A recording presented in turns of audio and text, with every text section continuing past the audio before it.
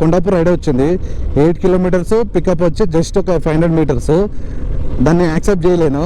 ఇప్పుడు Suraram 8 kilometres 2 kilometre pickup, దీన్ని accept చేసిన. ఎందుకు యాక్సెప్ట్ చేసిన తెలుసా?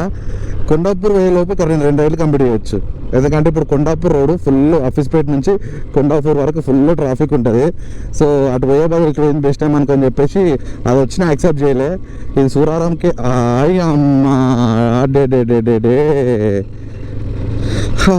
నేనేదో ఎక్స్పెక్టేషన్ పెట్టుకొని రైడ్ యాక్సెప్ట్ చేసి నేనేదో గొప్పలు చెప్పుకుంటున్నా, క్యాన్సిల్ చేసి పడేసారు ఇక జీవితం.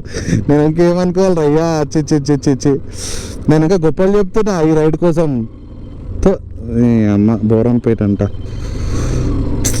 చట్ ఏమిరా ఇట్లయితే ఎట్లా అనిపిస్తుంది కదా, క్యాన్సిల్ అయిపోయింది.